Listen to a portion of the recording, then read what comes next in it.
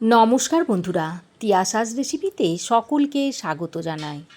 বর্ষাকাল মানেই ইলিশ মাছ, আর এই সময় বাজারে প্রচুর পরিমাণে ইলিশ মাছ পাওয়া যাচ্ছে।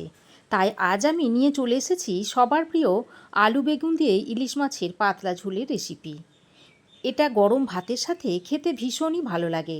সর্ষে ইলিশ, ভাপা ইলিশের মতোই বেগুন আলু দিয়ে ইলিশ মাছের পাতলা ঝোলটাও কিন্তু খুবই একটা জনপ্রিয় রেসিপি।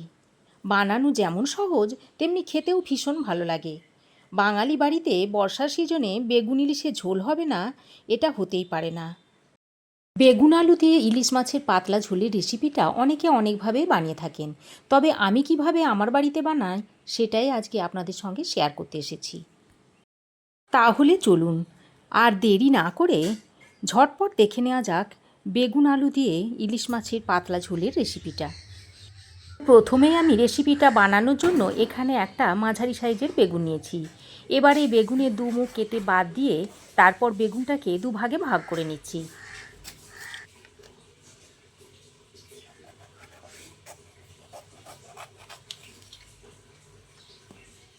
এবার আবারও একটা ভাগকে দুভাগ করে নিচ্ছি। তারপর একটু মাঝারি সাইজ করে বেগুনগুলোকে কেটে নিচ্ছি।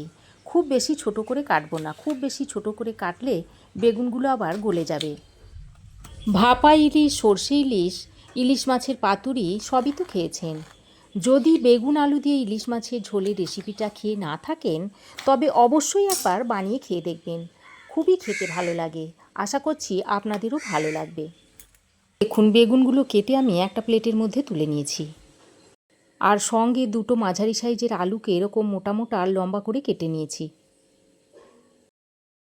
আর এখানে আমি ইলিশ মাছ নিয়েছি। ইলিশ মাছগুলোকে কেটে বেছে ভালো করে ধুয়ে পরিষ্কার করে নিয়েছি।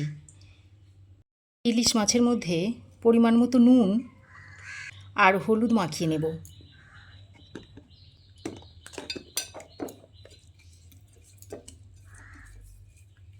দেখুন, ইলিশ মাছের গায়ে আমি নুন হলুদ মাখিয়ে নিয়েছি। এবার আমি কড়াই খুব ভালো করে গরম করে নিয়েছি। তারপর এর মধ্যে পরিমাণ মতো সর্ষের তেল দিয়ে দিচ্ছি। এবার আমি এই ইলিশ মাছগুলোকে ভেজে নেব। তার জন্য ইলিশ মাছগুলোকে গরম তেলের মধ্যে দিয়ে দিচ্ছি।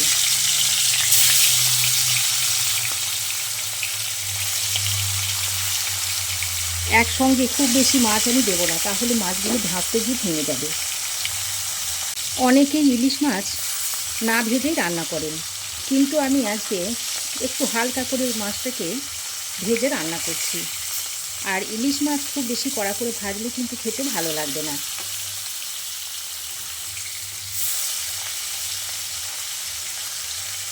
জাস্ট একটু তেলে এপিট ওপিট করে নিলেই মাছটা ভাজা হয়ে যাবে। দেখুন, মাছগুলোকে আমি হালকা করে ভেজে নিয়েছি, এবার তুলে নিচ্ছি।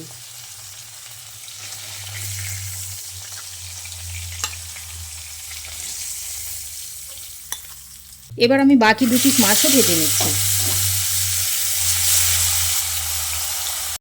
এই মাছগুলোকেও আগের মতোই জাস্ট উল্টে পাল্টে তেলে ভেজে তুলে নেব।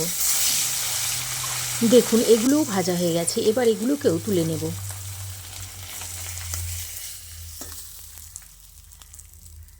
মাছ ভেজে তুলে নেওয়ার পর ওই তেলে বেগুনগুলোকে ভেজে নিচ্ছি।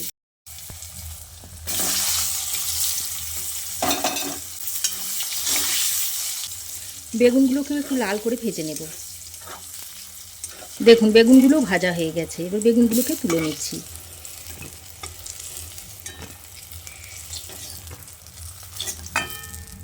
দেখুন, এরকম লালচে করে বেগুনগুলোকে ভেজে নিয়েছি। এবার আমি যে তেলটা আছে সেই তেলের মধ্যে দিয়ে দিচ্ছি 1 চামচ মতো কালো জিরে, দুটো চেরা কাঁচা লঙ্কা।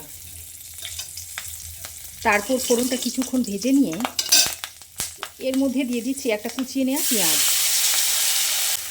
এবার এই কুচনো পেঁয়াজটা দিয়ে তেলের সঙ্গে বেশ কিছুক্ষণ ভেজে নিচ্ছি।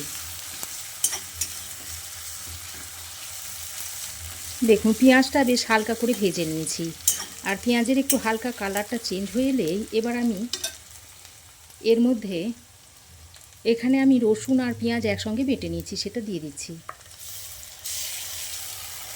এবার পেঁয়াজ আর রসুন বাটাটা দিয়ে আরও কিছুক্ষণ ভেজে নিচ্ছি, যতক্ষণ না রসুন থেকে কাঁচা গন্ধটা চলে না যাচ্ছে ততক্ষণ একটু ভেজে নেব। দেখুন রসুনের কাঁচা গন্ধটা চলে যাবার পর এবার আমি এর মধ্যে দিয়ে দিচ্ছি অল্প একটু হলুদের গুঁড়ো, দিয়ে দিচ্ছি হাফ চামচ মতো জিরে গুঁড়ো, হাফ চামচ মতো দিয়ে দিচ্ছি ধনে গুঁড়ো, হাফ চামচ দিয়ে দিচ্ছি কাশ্মীরি লঙ্কার গুঁড়ো, আর দিয়ে দিচ্ছি অল্প একটু ঝাল লঙ্কার গুঁড়ো। তারপর মিক্সি ধোয়া একটু জল দিয়ে দিচ্ছি। এবার মশলাটাকে খুব ভালো করে কষিয়ে নিতে হবে। দেখুন মশলাটাকে আমি খুব ভালো করে কষিয়ে নিয়েছি। এবার আমি এর মধ্যে দিয়ে দিচ্ছি কেটে রাখা আলুগুলো। আলুগুলো দিয়ে মশলার সঙ্গে ভালো করে নেড়ে চেড়ে মিশিয়ে নিতে হবে। তারপর বেশ কিছুক্ষণ সময় ধরে আলুটাকে মশলার সঙ্গে এভাবে কষিয়ে নিতে হবে। আপনারা চাইলে আলুটা ভেজেও দিতে পারেন, আমি এখানে কাঁচা আলুটাই দিয়েছি। দেখুন আলুটা দিয়ে মশলার সঙ্গে খুব ভালো করে কষিয়ে নিয়েছি। এবার আমি এর মধ্যে পরিমাণ মতো জল দিয়ে দিচ্ছি। এই জলটা আমি একটু বেশি করে দিয়েছি, কারণ আমি একটু ঝোল ঝোল করব। জলটা দিয়ে ভালো করে নেড়ে চেড়ে মিশিয়ে নিয়েছি। এবার এর মধ্যে স্বাদ মতো নুনটা দিয়ে দিচ্ছি। নুনটা দিয়ে আরও একবার ভালো করে নেড়ে চেড়ে মিশিয়ে নিচ্ছি। তারপর ঢাকা দিয়ে আলুটা সেদ্ধ হওয়া পর্যন্ত রান্না করে নিতে হবে। দেখুন ৬-৭ মিনিট ঢাকা দিয়ে আমি আলুটাকে রান্না করে নিয়েছি, আর আলু মোটামুটি প্রায় সেদ্ধই হয়ে গেছে। এবার এই পর্যায়ে আমি ভেজে রাখা বেগুনগুলো দিয়ে দিচ্ছি। তারপর মাছগুলোকে এইভাবে দিয়ে দিতে হবে।